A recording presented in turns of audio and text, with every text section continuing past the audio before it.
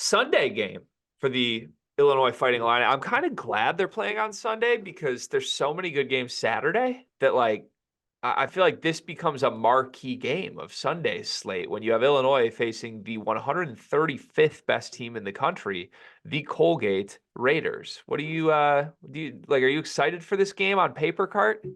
Yeah, I am because I think I get to tap into my inner John Rothstein. I have a family Christmas party on Sunday, and I had to tell them just so everyone knows I'll be on my phone streaming the Fighting Illini versus Colgate. That's just is what it's going to be. That is special. So Colgate's an interesting opponent during a week like this because if you haven't paid too much attention to it, exam week is a treacherous time of the season for good basketball teams. Creighton just lost by like 20 to UNLV as 13-point favorites. Northwestern just lost in an empty arena to Chicago State. Like if a tree falls in the forest and no one hears it, did anybody notice? Apparently people still notice Boo Booey losing, so that's sad. But I just feel like Colgate's not some horrible basketball team. Like they have some substance to them. They've played two top 100 opponents on the year. They took Syracuse basically down to the buzzer at Syracuse in the Dome. And then Arizona just blew them out, but Arizona looks like the best team in the country. So for comparison's sake, Colgate, 3 spots higher on KenPom than Oakland, who gave Illinois a very competitive game. How close of a basketball game do you think this will be? So when you put it like that, it should be a closer basketball game. But when you look a little bit deeper into it, the for people who haven't watched Oakland this year, in the nicest way possible, what they do is kind of gimmicky. Like the zone, everything is just a little bit gimmicky. And I think it throws teams off, especially early in the season, which is why you're able to see Oakland kind of come in and give teams like, Ohio State, Illinois, beat Xavier. I think they were able to give some teams trouble. I think Colgate's a little more just kind of a straight up basketball team, and I mean that in the nicest way possible. Um, and I know it's exam week. I know the arena will probably be emptier than usual. We know what the Orange Crush does when they're in the building. They make a difference at State Farm. But I just don't see a matchup even where Colgate can truly expose Illinois. And I think it might be a lull type of game, a sleepwalk type of game because of the atmosphere and things like that. But to cliche it up real quick here, like the cream kind of rises to the top in games like this. And I don't think Colgate's style of play is also like something I would look to beat this Illinois team. I think Illinois has the size, the length to bother this Colgate team. And also they'll have the ability to get out and run. And these are also games that you see like guys like Marcus Damask really dominate in their my eyes. And I think he's also due for a bounce back game after a pretty rough outing at Tennessee. And I think this is the perfect game to kind of get back in his groove that he was in coming off that FAU game. Okay, so I might have to be the skeptic on this show. And everybody knows I really like this Illinois team. I think this is going to be the team that gets Brad Underwood over the second weekend hump in the NCAA tournament. I think this is a top 15 team in the country. Like everything I'm about to say does not discredit my positive feelings about how good this Illinois basketball team can be. One weakness I feel like I have identified within Illinois through this point in the season is that when they play a really, really good point guard, they don't have an answer for a really, really good point guard. This is a great defensive team in Illinois. I still don't think they have anybody I trust to guard great point guards. John L. Davis, great point guard. 19 points on 7 for 12 from the floor against Illinois. He finished with 19, 9, and 4 assists. Killer. Marquette game. Tyler Kolek, 24 points, 10 for 18 from the floor, 6 rebounds, 4 assists. Tyler Kolek might be the best point guard in the country. I get that there's a caliber difference between Kolek and Davis and who they're going to see in this game. But Braden Smith, yeah, I said it. Yeah, Braden Smith. that name, Braden Smith with an E. Braden Smith is a killer for Colgate. He's one of the best mid-major players in the country. He's a sophomore. He was really good as a freshman, but this year he's become like a breakout, do-it-all superstar type. Like his averages, 14 points, 6 rebounds, 5 assists. He's shooting 34% from three, 86% from the free throw line. If you go through his game logs, the kid is just like stuffing the stat sheet every single game. And that includes in the games that they have lost. Like he hasn't been fantastic. Arizona was one of his two worst games of the season, probably his worst game of the season because the other game he was limited. He didn't play a lot of minutes. But man, when he's been good, it's like superstar mode. Like he had 25, 9, and 6 in a game. He had 14, 11, and 8 in a game. Like he weird enough could be a triple double guy like the other Braden Smith. And most importantly, for how it maps with Illinois, he's 6 foot, 180 pounds. Like he's a little guard. So are you sticking Ty Rodgers on this kid? Are you asking Terrence Shannon to guard the perimeter, guard their best player? Does this have to be a big Justin Harmon game? I know you've been waiting for that. I don't think that's necessarily how Illinois wants to play, though. So I think it's a matchup problem. Yeah, I don't think they want to play, but I don't necessarily think it's a matchup problem though, because of his size. To me, like you look at it as an advantage. I think that using Illinois' length, whether it be Ty Rodgers, whoever they want to put on him, I think the length will be able to bother him. And don't get me wrong, Braden Smith is the second best Braden Smith in the country, and I mean that in the endearing way. Like he can actually go. He'll probably end up not ending his career at Colgate for all we know, like just because of the Wait. I'm sorry. Can we manifest a Braden Smith to Purdue next year? Can you imagine they lose double Braden? They lose Lance Jones and trot out a backcourt of Braden Smith and Braden Smith. I kind of would love that, to be honest with you. I heard he's a great secondary ball handler, defense guy, can make some shots. I think it would work. But doing a little box score watch for Braden Smith here. Impressive stats, like you said, but then you look at what he does against kind of better competition. Like struggled against Arizona. Obviously, Arizona's really good. They have good defensive guards in Kylan Boswell. 4 for 12 from the field. Ended up filling the stat sheet. Had a lot of turnovers, though. Same thing with Syracuse. Solid game, 4 for 11 from the field. 4 turnovers in that game as well. So it's just, I think that you can bother him with guards and with size. And I think that Illinois has the ability to do that. But yeah, I mean, I guess if I had to pick one out of that to kind of be where you would maybe attack or how Colgate would attack this Illinois team, I think it'd be with Braden Smith. Okay, I think I agree. Like, yeah, they can just put bigger guys in them and wear them down physically and make it tough. That's fine. But who are they actually putting on him? Like, is Ty Rodgers the assignment? In my head, yeah. I think it'd be Ty Rodgers. Because I guess I'm just looking at the rest of the starters. Like, you don't want Damas guarding this kid. You don't, but also I would not be, and I think I might get a little backlash for this. I don't think that this kid's just exposing Damas. I do. You do? I do. Yeah.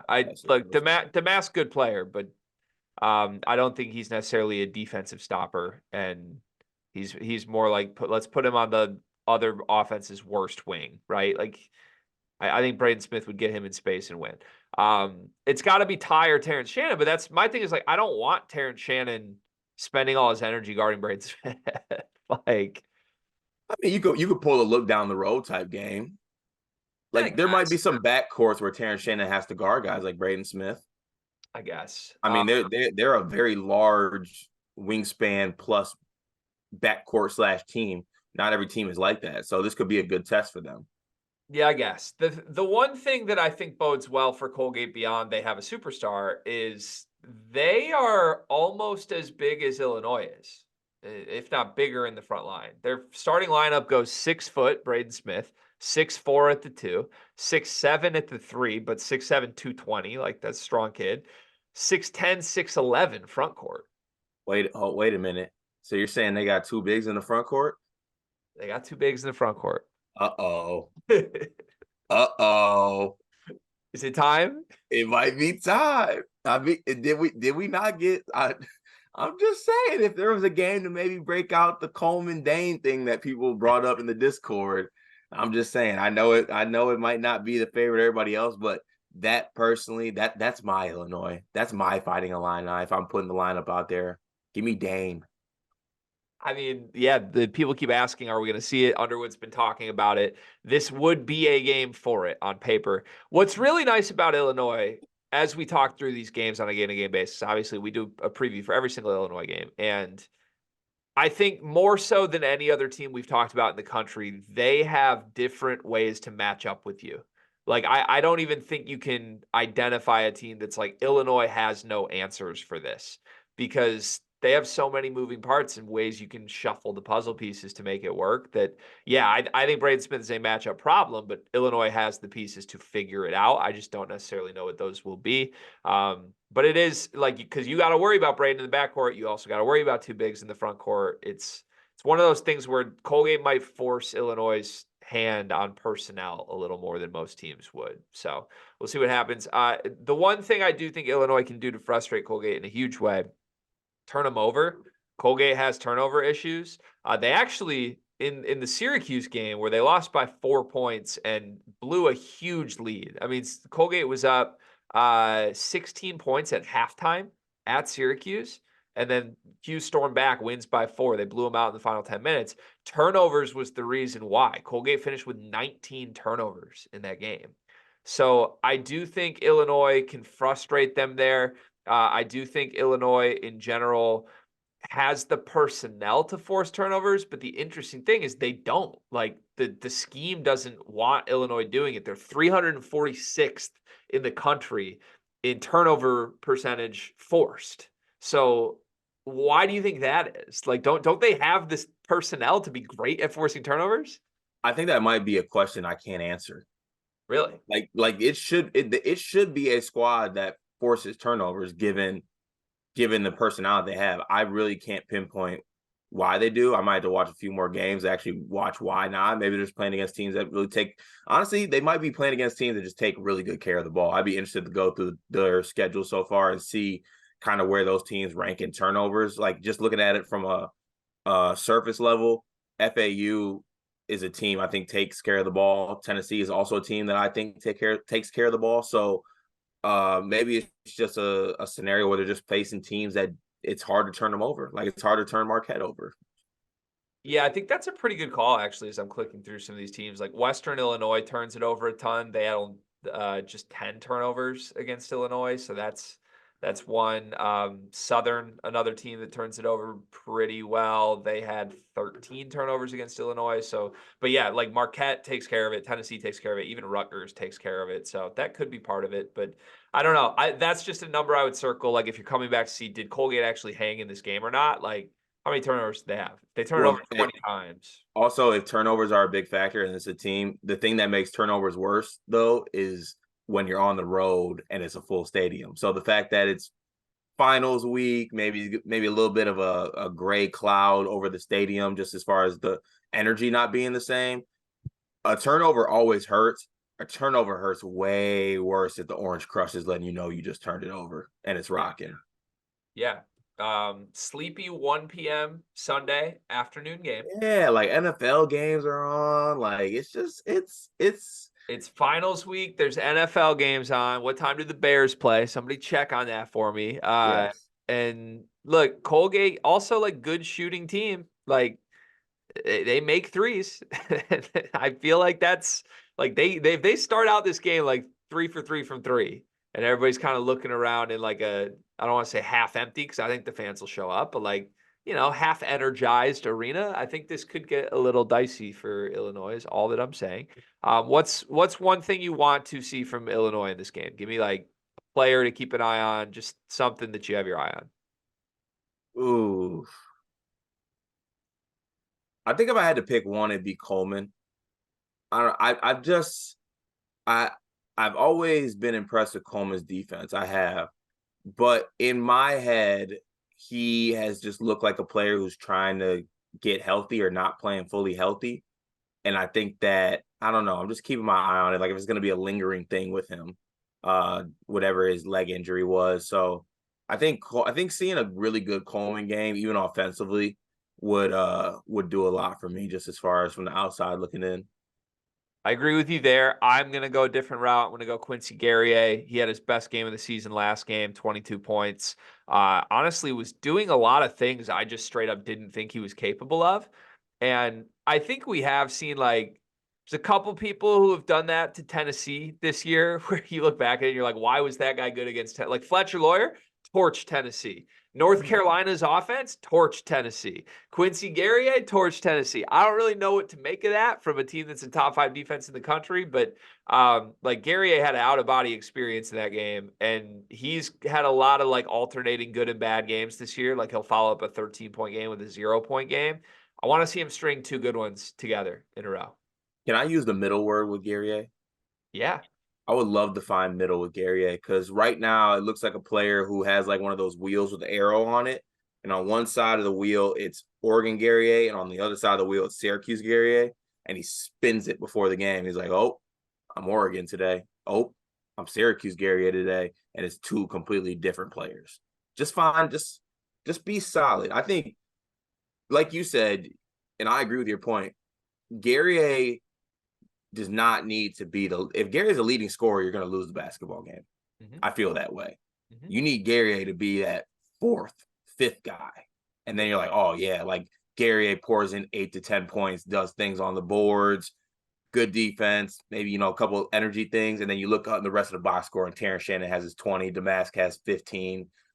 Coleman has around 15 probably. That's what you really want. That's what I think the best version of Illinois looks like. So yeah, that's a good call out. It'll be interesting to see. We love players that string games together. We're a big string it together podcast. Like give me 2 to 3 games and then I'll believe. That's one of your favorites, and I endorse that message. And I am starting to notice the more we keep using our find the middle thing, you can't find the middle without mid, right? Like really anyone we say needs to find the middle, what we really I think means is like that's not someone we trust. Like that was our thing for Michigan State basketball last year. Looking back, weren't they just kind of mid? That was for Hogard. Okay, well again, like Quincy Guerrier just needs to find the middle. Don't we really just mean he needs to like elevate his game? I mean, you just threw a wrench in our whole pod. Like middle is what we are. I know. I'm scared by it, but look, he has one great game this season. I hope maybe we'll see a second one at some point. Final question for me on this. Their next game after this is Missouri. It's a rivalry game. It's a heated, emotional, get the energy up game. Like we said, sleepy Sunday afternoon, 1 p.m. kickoff. Is this a look-ahead game for Illinois? I don't think Missouri's good enough to be a look-ahead game. Isn't this like a rivalry that transcends if you're good or not, though? Aren't they kind of just like we hate them? Yeah, but also you got to add the fact that they got to be good to really be a look-ahead game. Got it. Okay. I think it's a look-ahead game. That's my prediction. I don't like picking against Illinois at this point in the season. I don't like doing it, but I think this is going to be a final possession or 2 game. I think this is like a very, very way too close for comfort game that I think Illinois ends up winning. Would not be shocked if Colgate pulls a total upset here, but yeah, give me Colgate to cover comfortably, and I'll say Illinois wins by 4 with free throws late. Yeah, I got Illinois 78 to 63. Okay. Not a cover, according to Ken Palm's number for the record. Late backdoor Braden Smith. What do you think Brad Underwood wants for Christmas? Ray J. Dennis. I think so too. But also no, because Ray J. Dennis isn't an everyday guy. He's a some days guy. Why do I feel like Brad wants like an Illinois like pajama skim set with a nice pair of house slippers? I would love to see Daddy Brad in pajamas. With a pair of UGG slippers, and one slipper says every day and the other one says guys. I would buy those so fast. We could get back whatever that store was called on Green Street. I think I spent $600 at the Illinois merch store like an hour before game time. And you wanted to spend more. You needed someone to talk you off the ledge. Yeah, you had to drag me out of there. Okay. Can we I feel like if there's one place I'd like to be on earth on Christmas this year, it would be in Champaign, Illinois. That's the one place you'd want to be. Yeah. I do feel like Green Street is just beautiful during Christmas time, like trees, lights, Yeah. legends. I want to go walk through that little forum by the statue again, by alma mater, and just like I want like a light snowfall. Yeah, and I want a bowl. Yeah. Okay. All right. Good luck, Illinois. Hopefully, it's not as scary as I think it will be.